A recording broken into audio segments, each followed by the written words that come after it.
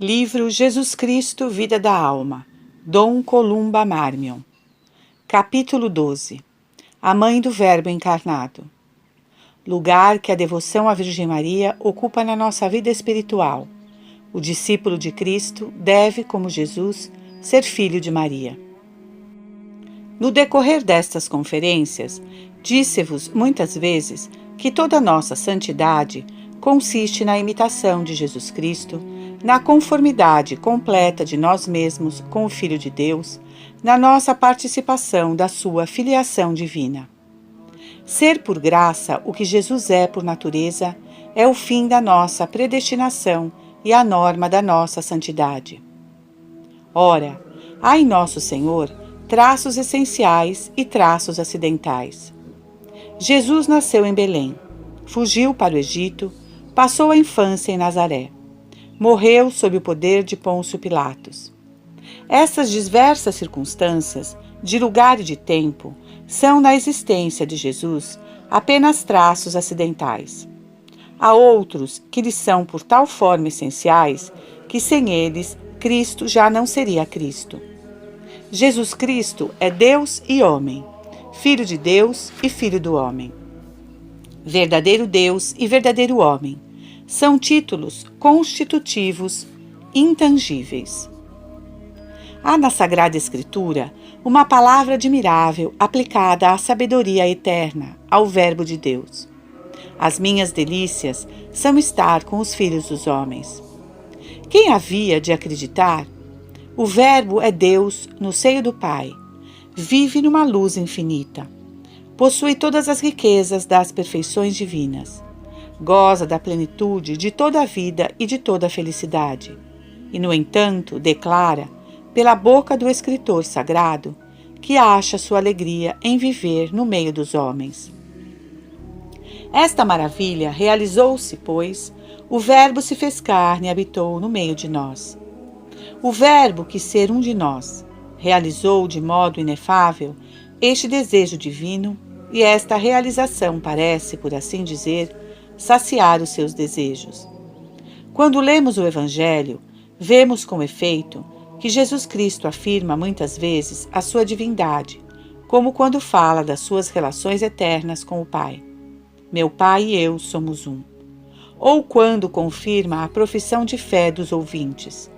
Bem-aventurado és Simão, dizia a Pedro, que acabava de proclamar a divindade do Mestre. Bem-aventurado és tu, porque foi meu Pai quem te fez essa revelação. Não o vemos, porém, dar a si mesmo, em termos próprios, o título de Filho de Deus. Pelo contrário, quantas vezes o ouvimos chamar-se o Filho do Homem? Poderia dizer que Jesus se orgulha deste nome, gosta que lhe deem, mas empenha-se em nunca o separar da sua filiação divina ou dos privilégios da sua divindade.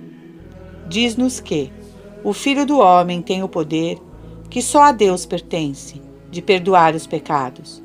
Vemos que apenas os discípulos o proclamaram Cristo, Filho de Deus. Lhes anuncia que esse Cristo, Filho do Homem, deverá sofrer, ser morto, mas que ressuscitará ao terceiro dia. Em parte alguma, talvez, o nosso Divino Salvador associou nas suas palavras, com mais força e clareza, a qualidade de homem à de Deus, como nos dias da paixão. Eis que foi conduzido ao tribunal do sumo sacerdote dos judeus, Caifás. Este, no meio da assembleia, intima Jesus a dizer se é o Filho de Deus. Tu o disseste, respondeu Jesus, eu o sou. E também vos declaro que haveis de ver o Filho do Homem sentado à direita do Todo-Poderoso e vindo nas nuvens do céu. Notai que Jesus não diz, o que poderíamos esperar, pois só se trata da sua divindade. Vereis o Filho de Deus vir como juiz eterno e soberano nas nuvens do céu. Mas sim, vereis o Filho do Homem.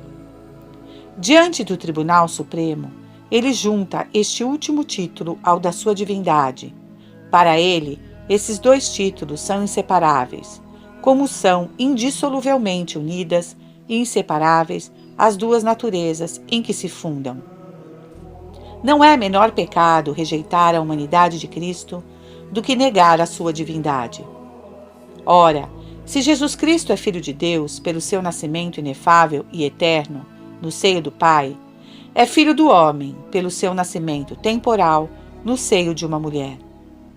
Esta mulher é Maria, mas esta mulher é também uma virgem. Foi dela e só dela que Jesus Cristo tirou a natureza humana. É graças a ela que Jesus é Filho do homem, pois é verdadeiramente a Mãe de Deus. De sorte que Maria ocupa, de fato, lugar único, transcendente, essencial no cristianismo. Assim como a qualidade de Filho do homem não se pode separar em Jesus de ser Filho de Deus, assim Maria está unida a Jesus. Com efeito, a Virgem Maria entra no mistério da encarnação por um título que se prende com a própria essência do mistério. Por isso, devemos deter-nos uns instantes para contemplar esta maravilha. De uma simples criatura associada por laços tão estreitos à economia fundamental do cristianismo e, por conseguinte, à nossa vida sobrenatural, a esta vida divina que nos vem de Cristo, homem-Deus, e que Jesus Cristo nos dá sendo Deus, mas servindo-se, como já vos disse, da sua humanidade. Devemos ser como Jesus, Filius Dei et Filius Mariae. Ele é perfeitamente uma e outra coisa, e, portanto, se quisermos reproduzir a sua imagem em nós, devemos ter em nós esta dupla qualidade. A piedade de uma alma não seria verdadeiramente cristã se não se estendesse no seu objetivo à Mãe do Verbo encarnado. A devoção a Nossa Senhora é não só importante, mas necessária se quisermos beber com abundância na fonte da vida. Separar Jesus Cristo da sua Mãe na nossa piedade é dividir Cristo, é perder de vista o papel essencial da sua santa humanidade na distribuição da graça divina. Quando se abandona a Mãe, já não se compreende o Filho. Não foi isso que aconteceu às nações protestantes? Por terem rejeitado a devoção a Maria, sob pretexto de não se diminuir a dignidade de um mediador único, não acabaram por perder a fé na divindade do próprio Cristo?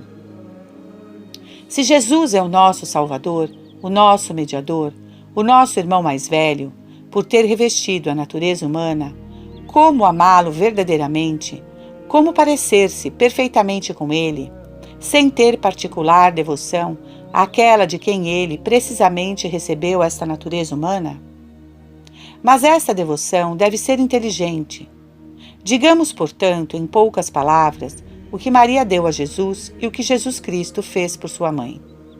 Veremos então o que a Virgem deve ser para nós e, enfim, a fecundidade sobrenatural de que é fonte a devoção que mostramos à Mãe de Jesus Cristo. O que Maria deu a Jesus? Pelo seu fiat, a Virgem consentiu em dar ao Verbo uma natureza humana. Ela é a Mãe de Cristo. Com este título, entra essencialmente no mistério vital do cristianismo. Que deu Maria a Jesus? Deu-lhe, ficando sempre virgem, uma natureza humana. É esse um privilégio único que Maria não compartilha com ninguém. O Verbo poderia ter aparecido neste mundo tomando uma natureza humana criada ex nihilo, tirada do nada, e já constituída na perfeição do seu organismo, como foi formado Adão no paraíso terrestre. Por motivos de uma sabedoria infinita, não o fez assim.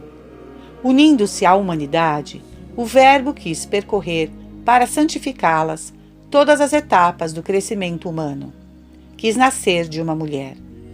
Mas o que há de admirável neste nascimento é que o Verbo subordinou, por assim dizer, ao consentimento dessa mulher. Transportemo-nos em espírito a Nazaré para contemplar este espetáculo inefável. O anjo aparece à jovem virgem e, depois de a ter saudado, comunica-lhe a sua mensagem. Eis que concebereis em vosso seio e dareis à luz um filho, e lhe dareis o nome de Jesus. Ele será grande, será chamado Filho do Altíssimo. O seu reino não terá fim. Maria pergunta ao anjo como poderá ser isso, pois que ela é virgem. Gabriel responde-lhe: O Espírito Santo virá sobre vós, e a virtude do Altíssimo vos cobrirá com a sua sombra. Por isso, o ser que nascer de vós, em santidade, será chamado Filho de Deus. Depois, lembrando-lhe o exemplo de Isabel, que concebeu apesar da sua esterilidade, porque assim o quis o Senhor, o anjo acrescenta: Nada é impossível a Deus. Ele pode, quando quer, suspender as leis da natureza. Deus propõe o mistério da encarnação, que só se realizará na Virgem quando ela tiver dado o seu consentimento. A realização do mistério fica suspensa até a livre aceitação de Maria. Nesse momento, segundo a palavra de São Tomás, ela representa-nos a todos na sua pessoa. É como se Deus esperasse a resposta da humanidade, a qual se quer unir. Que instante solene esse! Porque é nesse momento que se vai decidir o mistério do cristianismo. São Bernardo, numa das suas belas homilias sobre a Anunciação, mostra-nos todo o gênero humano que desde milhares de anos espera a salvação. Os coros angélicos, o próprio Deus, como que suspensos, esperando a aceitação da jovem virgem. E eis que Maria dá a resposta, cheia de fé na palavra celeste, inteiramente submissa à vontade divina, que acaba de lhe ser manifestada. A Virgem responde por um abandono completo e absoluto: Eis aqui a escrava do Senhor. Faça-se em mim segundo a vossa palavra. Este fiat é o consentimento de Maria ao plano divino da redenção, cuja exposição lhe foi feita. Este fiat é como que o eco do fiat da criação, mas é um mundo novo, um mundo infinitamente superior, um mundo de graça que Deus em pessoa vai fazer surgir após esse consentimento, pois nesse momento o Verbo Divino, segunda pessoa da Santíssima Trindade, encarna em Maria. Acabamos sem dúvida de ouvir da boca do anjo que nenhum concurso humano deverá intervir, pois tudo deve ser santo na concepção e no nascimento de Jesus Cristo, mas é com seu puríssimo sangue que Maria concebe, pela operação do Espírito Santo. É das suas entranhas que sairá o homem-Deus.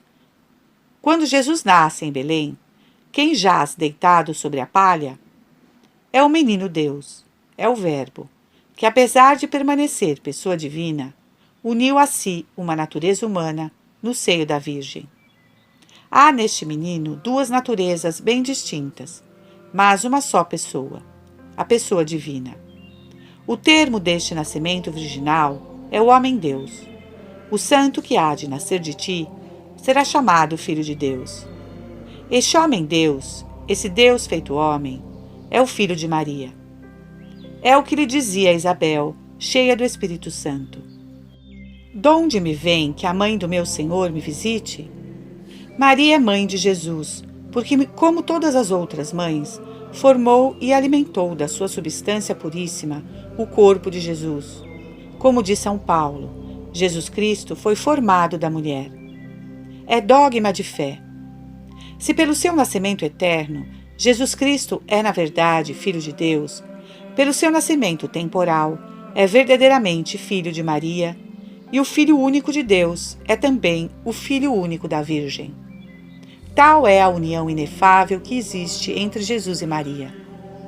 Ela é a sua mãe, e ele é o seu filho.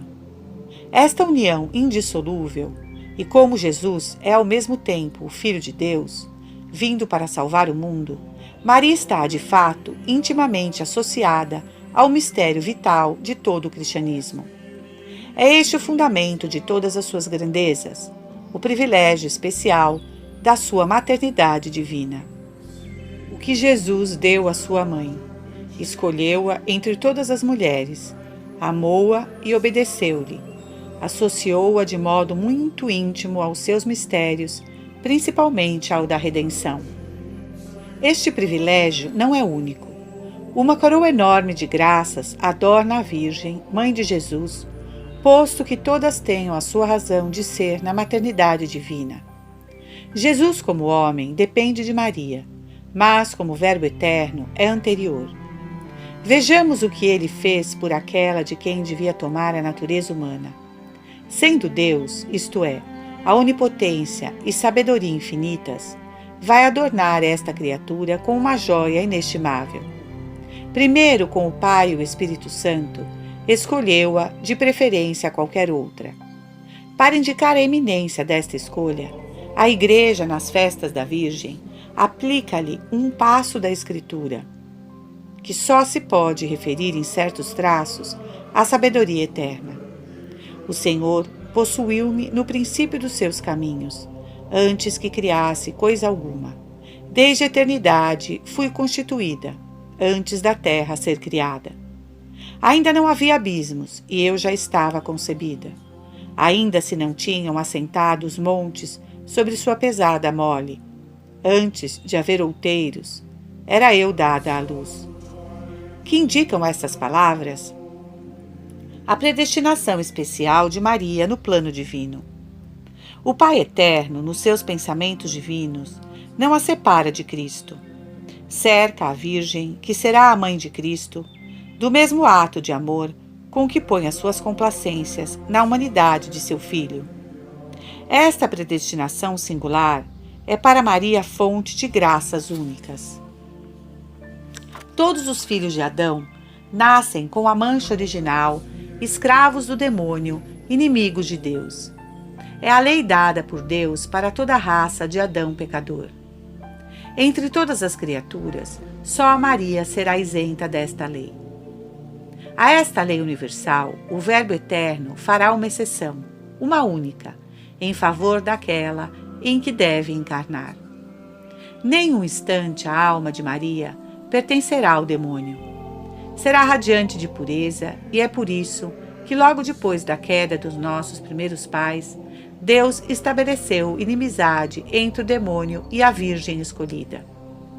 Ela terá que esmagar com o calcanhar a serpente infernal. Com a Igreja, lembremos sempre a Maria este privilégio que só ela possui, de ser sem mancha. Digamo-lhes com prazer: o vosso manto é branco como a neve, e a vossa face resplandecente como o sol. Por isso o Rei da Glória vos desejou com tanto ardor. Não somente Maria nasce imaculada, mas tem a graça em abundância. Quando o anjo a saúda, declara-a cheia de graça, porque o Senhor, fonte única de toda a graça, está nela. Depois, na concepção e do nascimento de Jesus, Maria conserva intacta a sua virgindade. Dá à luz, ficando sempre virgem, como canta a Igreja. Maria junta à glória tão pura da virgindade a alegria da fecundidade materna. Há as graças que a vida oculta com Jesus proporciona a Maria. Há as da união com o seu Filho, nos mistérios da vida pública e da paixão, e para completar a medida, a Assunção no céu, o corpo virginal de Maria, de onde Jesus Cristo tirou a substância da sua natureza humana, não saberá o que é a corrupção. Uma coroa de valor inestimável será colocada na cabeça. Reinará como soberana à direita do Filho, ornada da veste da glória que lhe dão todos esses privilégios. Ora, de onde derivam para Maria todas essas graças insignes, todos esses notáveis privilégios que fazem dela uma criatura acima de todas as criaturas? Da escolha eterna que Deus fez de Maria para ser a mãe de seu Filho. Se ela é bendita entre todas as mulheres, se por amor dela Deus alterou tantas leis por Ele próprio estabelecidas, é porque ela deve ser a mãe de seu Filho. Se tirardes esta dignidade a Maria, todas as demais prerrogativas ficarão sem razão de ser nem significado, porque todos esses privilégios preparam ou acompanham Maria na sua qualidade de Mãe de Deus. Mas o que é incompreensível é o amor que fixou a escolha singular que o Verbo fez desta jovem virgem para lhe dar uma natureza humana. Jesus Cristo amou sua mãe. Deus nunca amou assim uma simples criatura. Nenhum filho amou jamais sua mãe como Jesus amou a sua. Ele próprio disse que amou tantos homens que morreu por eles, e não pode dar-lhe maior prova de amor. Mas não esqueçais esta verdade. Antes de tudo, Jesus Cristo morreu por sua mãe, para pagar os seus privilégios. As graças singulares que Maria recebeu são o primeiro fruto da paixão de Jesus. A Santíssima Virgem não gozaria de prerrogativa alguma sem os merecimentos do Filho. Ela é a maior glória de Cristo, porque foi quem mais recebeu. A Igreja dá-nos claramente a entender esta doutrina quando celebra a Imaculada Conceição, a primeira no tempo das graças recebidas pela Virgem. Lede a oração da festa e vereis que este insigne privilégio foi concedido à Virgem, porque a morte de Jesus, prevista nos decretos eternos, tinha saldado seu preço antecipadamente. Podemos dizer que Maria foi, na humanidade, o primeiro objeto do amor de Jesus. Mesmo durante os seus sofrimentos, foi antes de tudo para ela, para que a graça pudesse abundar nela, em medida única, que Jesus Cristo derramou o seu precioso sangue. Finalmente, Jesus obedeceu a sua mãe. Lestes que tudo que os evangelhos nos contam da vida oculta de Jesus em Nazaré é que ele crescia em idade e sabedoria e que era submisso a Maria e a José. Não há aqui qualquer coisa incompatível com a divindade? É evidente que não. O Verbo fez-se carne, abaixou-se até tomar uma natureza semelhante à nossa, excesso pecado, veio, disse ele, servir e não ser servido. Tornou-se obediente até a morte, por isso quis obedecer a sua mãe.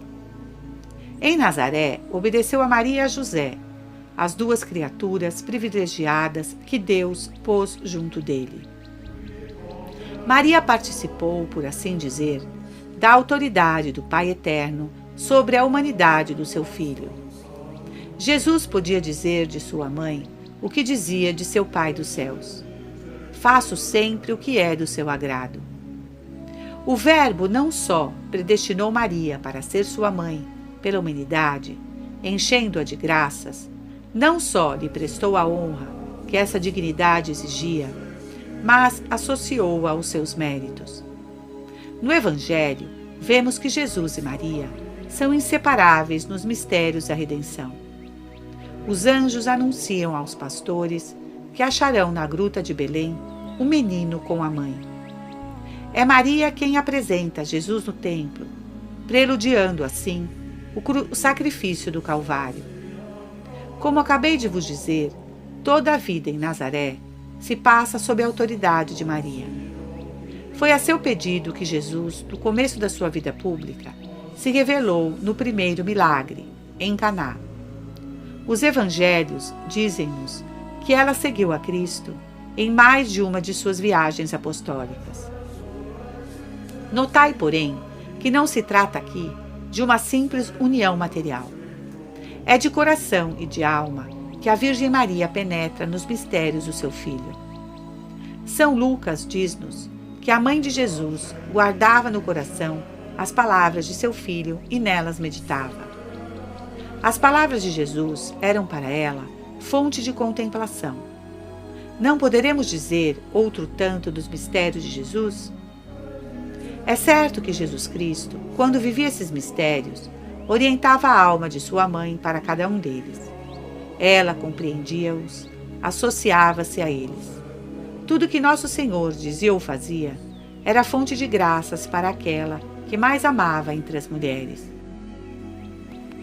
Jesus retribuía a sua mãe, por assim dizer, em vida divina, de que ele é a fonte, o que dela recebera como vida humana.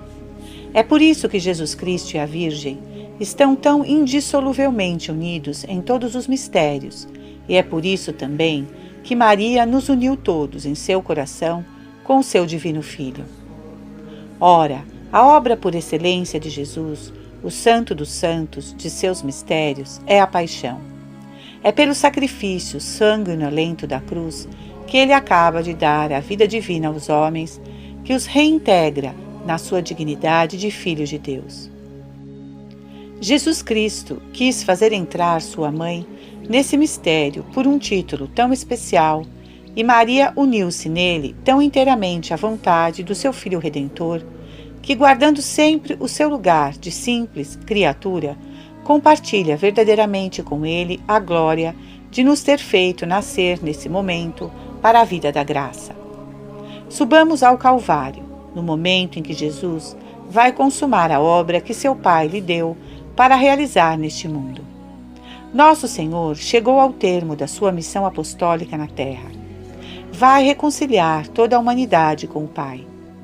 Neste momento supremo, quem está ao pé da cruz? Maria, sua mãe, com João, o discípulo querido, e algumas outras mulheres. Ela está ali de pé. Acaba de renovar a oferta que fizera do Filho, quando o apresentou no templo. Nesse momento, ela oferece ao Pai Eterno, para resgate do mundo, o fruto bendito das suas entranhas. Jesus tem apenas alguns instantes para viver. Então será consumado o sacrifício e a graça divina será dada aos homens. Quer dar-nos Maria como mãe. É uma das formas desta verdade que o Verbo se uniu na encarnação a toda a humanidade. Os efeitos constituem o corpo místico de Cristo, de que ninguém os pode separar. Jesus Cristo nos dará a sua mãe para ser também a nossa na ordem espiritual. Maria não nos separará de Jesus, seu Filho, nosso chefe. Antes, pois, de expirar e de terminar, como diz São Paulo, a conquista das almas, com as quais quer formar o seu reino glorioso, Jesus vê ao pé da cruz sua mãe mergulhada em profunda dor, e João, o discípulo que tanto amava, aquele mesmo que ouviu e nos transmitiu as supremas palavras. Jesus diz à sua mãe: Mulher, eis aí teu filho. E em seguida diz ao discípulo: Eis aí a tua mãe. São João, neste passo, representa-nos a todos. É a nós que Jesus, ao morrer, deixa sua mãe. Não é ele o nosso irmão mais velho? Não somos nós predestinados para lhe sermos semelhantes, de maneira que ele seja o mais velho de uma multidão de irmãos? Ora, se Jesus Cristo se tornou nosso irmão mais velho, tomando de Maria uma natureza como a nossa, que o fazia filho da nossa raça, não é para admirar, nos tenha dado ao morrer, como mãe na ordem da graça, aquela que foi sua mãe segundo a natureza humana. E como esta palavra, sendo a do Verbo, é poderosa e de eficácia divina, cria no coração de São João sentimentos de filho, dignos de Maria, assim como faz nascer no coração da Virgem uma ternura particular para com aqueles que a graça faz irmãos de Jesus Cristo. Poderíamos duvidar um só instante que, por outro lado, a Virgem não tenha respondido, como em Nazaré, por um fiat, silencioso desta vez, porém igualmente cheio de amor, de humildade e de obediência, em que a plenitude da sua vontade passa para a de Jesus, a fim de realizar o voto supremo do seu Filho? Santa Gertrudes conta que, ouvindo um dia, no canto do ofício divino, essas palavras do Evangelho, que designavam a Jesus Cristo, primogênito da Virgem Maria, disse consigo mesma: o título de Filho único conviria muito melhor a Jesus do que a do primogênito.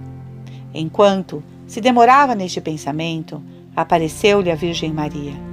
Não, disse ela à grande beneditina, não é filho único, mas primogênito, que convém melhor. Isso porque, depois de Jesus, meu dulcíssimo Filho, ou mais verdadeiramente nele e por ele, vos concebi a todos nas entranhas da minha caridade, e ficastes sendo meus filhos, irmãos de Jesus. Homenagens que devemos a Maria. Exaltar os seus privilégios, a exemplo da Igreja na sua liturgia. Como não amá-la se amamos a nosso Senhor? Se Jesus Cristo quer, como vos disse, que amemos todos os membros do seu corpo místico, como não amaríamos primeiramente aquela que lhe deu a natureza humana, pela qual ele se tornou o nosso chefe, essa humanidade que lhe serve de instrumento para nos comunicar a graça?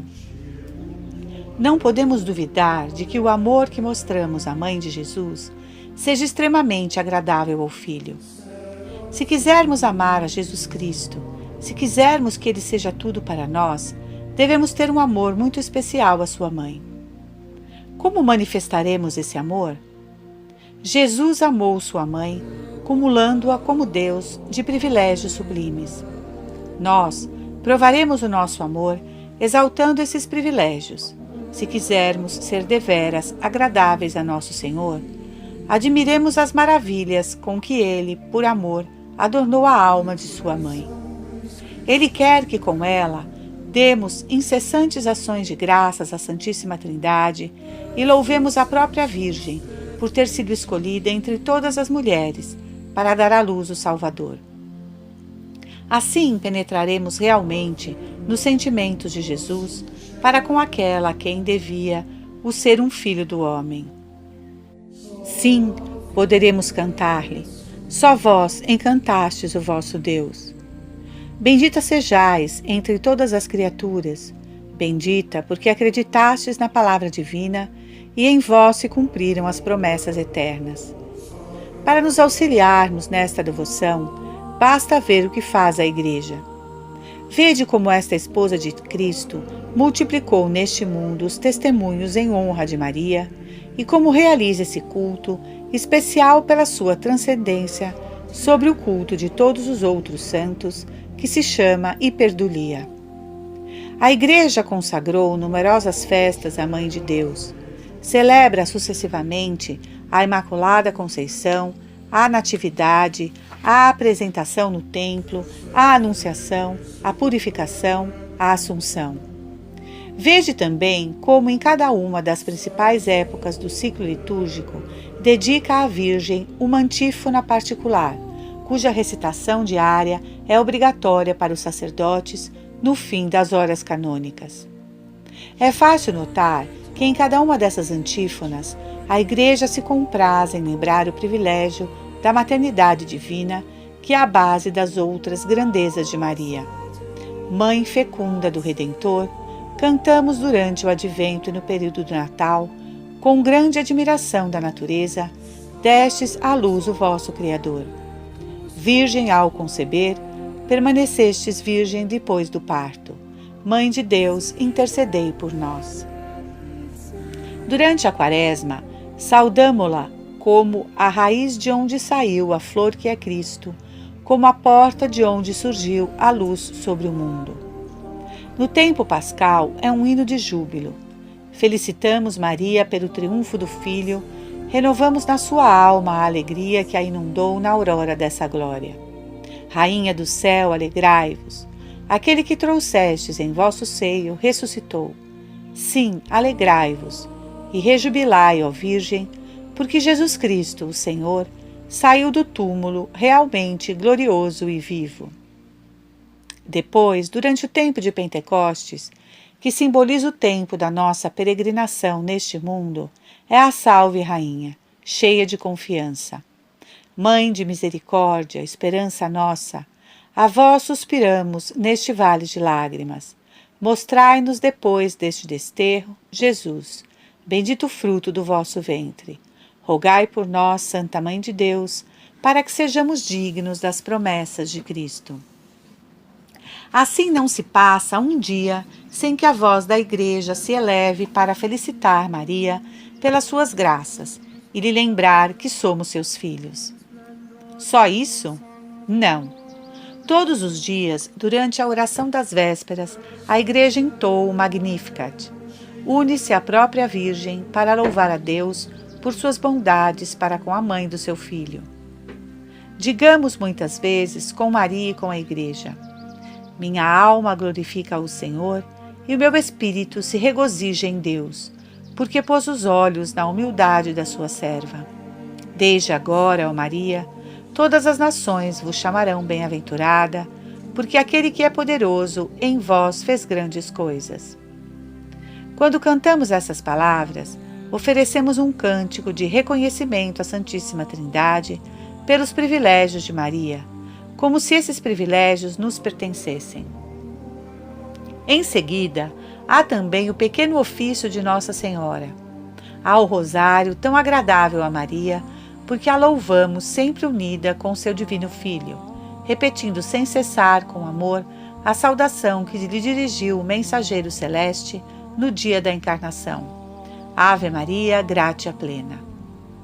É uma prática excelente recitar o terço diariamente com devoção. Contemplar assim Jesus Cristo nos seus mistérios, para nos unirmos com Ele, felicitar a Virgem por ter sido tão intimamente associada a eles e dar à Santíssima Trindade graças pelos privilégios de Maria. Além disso, se todos os dias dissermos muitas vezes à Santíssima Virgem: Mãe de Deus, rogai por nós, agora e na hora da nossa morte, quando chegar o momento em que o agora e na hora de nossa morte forem um só e mesmo momento, podemos estar certos de que a Virgem não nos há de abandonar. Há ainda a ladainha e o ângelus, pelo qual fazemos reavivar no coração da Virgem a alegria inefável que deve ter tido no momento da encarnação e tantas outras formas de devoção. Não há necessidade de nos sobrecarregarmos com devoções.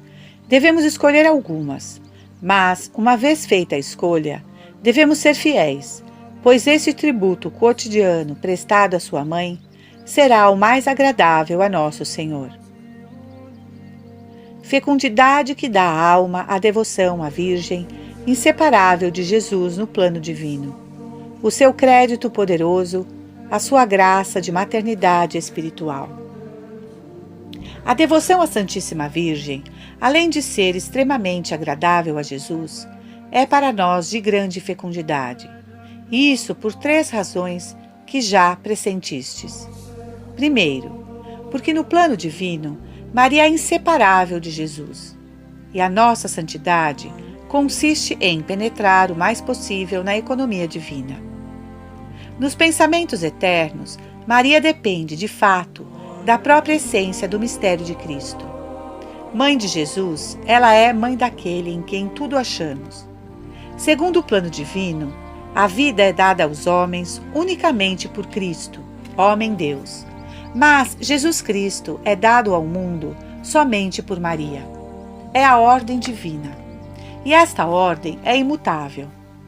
Notais que, com efeito, ela não é válida somente para o dia em que se realizou a encarnação. O seu valor continua ainda pela aplicação às almas dos frutos da encarnação. Por quê? Porque a fonte da graça é Jesus Cristo, Verbo encarnado, mas a sua qualidade de Cristo, de mediador, permanece inseparável da natureza humana que tomou da Virgem. A segunda razão, que se liga de muito perto com a precedente, é que ninguém mais do que a Mãe de Deus tem crédito junto dele para nos obter a graça. Como resultado da encarnação, Deus comprasse não em diminuir o poder de mediação de seu Filho, mas, pelo contrário, em aumentá-lo, exaltá-lo e reconhecer o crédito daqueles que estão unidos com Jesus, cabeça do corpo místico. Esse crédito é tanto mais poderoso quanto mais íntima for a união dos santos com Cristo. Quanto mais uma coisa se aproxima do seu princípio, diz São Tomás, tanto mais sente os efeitos produzidos por este princípio. Quanto mais vos aproximais de um braseiro, tanto mais sentis o calor que dele se desprende. Ora, acrescenta o santo doutor, Jesus Cristo é o princípio da graça, pois que é seu autor como Deus e seu instrumento como homem. E como a Virgem foi a criatura mais próxima da humanidade de Jesus, pois Jesus dela tomou a natureza humana, segue-se que recebeu de Cristo uma graça superior à de todas as criaturas. Mas cada um recebe de Deus, é sempre São Tomás que fala, mais graça proporcionada ao seu destino providencial. Como homem, Jesus Cristo foi predestinado e eleito para que, sendo Filho de Deus, tivesse o poder de santificar todos os homens. Devia, por conseguinte, possuir por si só tal plenitude, que pudesse transbordar sobre todas as almas. De plenitudine Jesus homines nos accepimus. A plenitude da graça que a bem-aventurada Virgem recebeu tinha por fim torná-la a criatura mais próxima do Autor da graça. Tão próxima, com efeito, que encerraria no seu seio aquele que está cheio de graça, e, dando à luz, daria ao mundo a própria graça, porque lhe daria a fonte dela. Formando Jesus em suas entranhas tão puras, a Virgem deu-nos o próprio Autor da vida. A Igreja canta-o na oração da antífona à Virgem durante o tempo do Natal, celebrando o nascimento de Jesus. Por vós nos foi dado receber o Autor da vida, e convida as nações a cantar a vida que esta maternidade virginal lhes trouxe. Vitam datam per virginem, gentes redempte plaudite. Portanto, se quiserdes beber abundantemente na fonte da vida divina, ide a Maria e pedi-lhe que vos leve a esta fonte. É ela, com efeito, mais do que qualquer outra criatura, quem vos introduzirá junto de Jesus. Por isso lhe chamamos com razão Mãe da Divina Graça. Por isso também a Igreja lhe aplica este passo da Escritura. Aquele que me achar, achará a vida, e aurirá a salvação que vem do Senhor. A salvação, a vida das nossas almas, só vem do Senhor. Ele é o mediador único, mas quem nos conduzirá a Ele mais seguramente do que Maria? Quem mais eficazmente nos tornará propícios do que sua mãe? De resto, ela recebeu do próprio Jesus, com relação ao seu corpo místico, uma graça especial de maternidade. É o último motivo de fecundidade sobrenatural da devoção à Santíssima Virgem. Jesus Cristo, depois de ter recebido de Maria a natureza humana, associou sua mãe, como já vos disse, a todos os seus mistérios, desde o oferecimento no templo até a imolação no Calvário. Ora, qual é o fim de todos os mistérios de Cristo? Fazer dele o modelo da nossa vida sobrenatural, o penhor da nossa santificação e a fonte de toda a nossa santidade. Criar-lhe uma sociedade eterna e gloriosa de irmãos que lhe sejam semelhantes. Por isso Maria é associada ao novo Adão como uma nova Eva, mas é ainda melhor do que Eva, a mãe dos vivos, a mãe daqueles que vivem da graça do seu Filho. Dizia-vos há pouco, com efeito, que esta associação foi apenas exterior. Jesus Cristo, sendo Deus, sendo o Verbo Todo-Poderoso, criava na alma de sua mãe os sentimentos que ela devia ter para com aqueles que ele queria, nascendo dela e vivendo os seus mistérios, constituir seus irmãos. Por seu lado, a Virgem, inspirada pela graça que nela abundava, respondia a esse apelo de Jesus por um fiat, em que, submissa, derramava toda a sua alma em espírito de união com seu divino Filho. Dando consentimento à proposta divina da encarnação, aceitou entrar por um título único no plano da redenção. Aceitou não só ser a mãe de Jesus, mas associar-se a toda a sua missão de Redentor. A cada mistério de Jesus, ela teve que reiterar esse fiat, cheio de amor, até o momento em que, depois de ter oferecido no Calvário, pela salvação do mundo, aquele Jesus, aquele corpo que formara, aquele sangue que era o seu, pôde dizer: tudo está consumado. Nessa hora abençoada, Maria penetrou por tal forma no sentimento de Jesus, que pôde ser chamada corredentora. Como Jesus, ela acabou nesse momento de nos gerar para a vida da graça por um ato de amor. Mãe do nosso chefe, segundo o pensamento de Santo Agostinho, por tê-lo concebido nas suas entranhas, tornou-se pela alma, pela vontade, pelo coração, a mãe de todos os membros deste divino chefe. E por se ter assim associado a todos os mistérios da nossa redenção, Jesus coroou-a não só de glória, mas de poder. Colocou à sua direita para que pudesse dispor por título único, qual é o de Mãe de Deus, dos tesouros da vida eterna. É o que indica a piedade cristã quando proclama a Mãe de Jesus, onipotência suplicante. Digamos-lhe, pois com a Igreja cheios de confiança, mostrai que sois mãe, Mãe de Jesus pelo vosso crédito junto dele, nossa Mãe pela vossa misericórdia para conosco, que por vós sejam as nossas preces aceitas por Cristo, esse Cristo que nascido de vós para nos trazer a vida, quis ser vosso Filho. Com efeito, quem melhor do que ela conhece o coração do Filho? No Evangelho, achamos um magnífico exemplo da sua confiança em Jesus. É nas bodas de Caná. Está ali presente com Jesus e não está tão absorta na contemplação que não veja tudo o que se passa ao redor.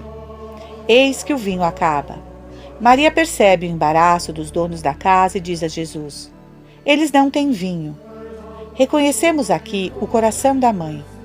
Quantas almas místicas que não quereriam pensar no vinho, e, no entanto, o que são elas ao lado da Santíssima Virgem? Levada pela bondade, pede a seu filho que auxilie aqueles cujo embaraço observa. Nosso Senhor olha para ela e não parece prestar atenção às suas palavras.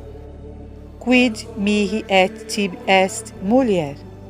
Mas ela conhecia bem o seu Jesus e com tanta certeza que disse logo aos criados: fazei tudo o que ele vos disser. Quadcunque dixerit vobis facite. E com efeito, a uma simples palavra de Cristo, acharam-se as talhas, cheias de excelente vinho. Pedir a Maria que forme Jesus em nós, em sinal de reconhecimento pelo lugar único que Jesus quis dar a Maria nos seus mistérios e pelo amor da Virgem por nós, devemos prestar-lhe a honra, o amor e a confiança que lhe pertencem como Mãe de Jesus e nossa Mãe. Que pediremos à Mãe de Jesus? Antes de tudo e acima de tudo, que forme Jesus em nós, comunicando-nos a sua fé e amor. Toda a vida cristã consiste em gerar Cristo em nós, fazê-lo viver nas nossas almas. É o pensamento de São Paulo. Ora, onde foi primeiro formado Jesus Cristo?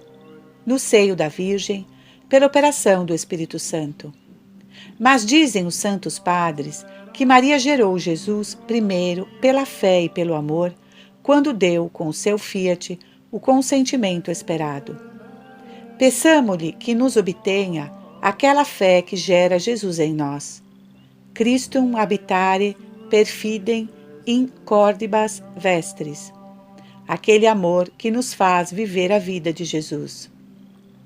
Peçamos-lhe, nos torne semelhantes a seu Filho. Não poderíamos solicitar dela maior favor.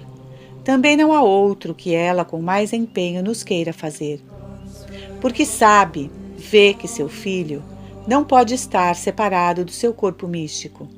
Está tão unida de coração e de alma ao seu divino Filho, que agora, na glória, só deseja uma coisa: que a Igreja, o reino dos bem-aventurados, prêmio do sangue de Jesus, apareça diante dele, gloriosa, sem mácula nem ruga, mas santa e imaculada. Por isso, quando nos dirigimos à Santíssima Virgem, façamos unidos a Jesus e digamos: ó Mãe do Verbo encarnado, o vosso Filho disse: tudo o que fizerdes ao mais pequenino dos meus, é a mim que o fareis. Sou um desses pequeninos entre os membros do vosso Filho Jesus, e é em seu nome que me apresento diante de vós para implorar o vosso auxílio. Recusando petições apresentadas assim, Maria recusaria alguma coisa a Jesus. Vamos, pois, a ela cheios de confiança.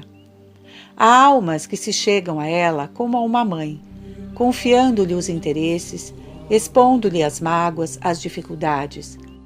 Recorrem a ela na necessidade, na tentação, porque inimizades eternas existem entre a Virgem e o demônio. Com o calcanhar, Maria esmaga a cabeça da serpente infernal e, em qualquer circunstância, tratam a Santíssima Virgem como a uma mãe. Há algumas que se aproximam de uma imagem da Virgem e lhe contam os seus desejos, as suas esperanças. São pueris, direis. Talvez, mas sabeis o que dizia Jesus? Se não vos fizerdes como crianças, não entrareis no reino dos céus. Peçamos à Virgem que da humanidade do seu Jesus, cuja plenitude possui, a graça derive sobre nós com abundância, para que sejamos, pelo amor, cada vez mais semelhantes a este Filho amado do Pai, que é também seu Filho. É o melhor pedido que lhe podemos fazer. Na última ceia, nosso Senhor disse aos apóstolos: Meu Pai, amo-vos, porque vós me amastes e crestes que eu saí de Deus. O mesmo poderia dizer-vos de Maria: Minha mãe, amo-vos, porque me amais e credes que eu nasci dela. Nada é mais agradável a Maria do que ouvir proclamar que Jesus é seu Filho e vê-lo amado de todas as criaturas. Como sabeis, o Evangelho conservou-nos poucas palavras da Virgem. Acabei de lembrar-vos uma, a que ela disse aos criados nas bodas de Caná: Fazei tudo o que ele vos disser. Esta palavra é como que o eco da palavra do Pai Eterno. Este é o meu Filho amado, em quem pus toda a minha complacência. Ouvi-o. Podemos aplicar a nós esta palavra de Maria: Fazei tudo o que vos disser o meu Filho. Será o melhor fruto desta conferência. Será também a melhor forma da nossa devoção à Mãe de Jesus. A Virgem Maria não tem maior desejo que o de ver o seu Filho obedecido, amado, glorificado, exaltado. Como para o Pai Eterno, Jesus é para Maria o objeto das suas complacências.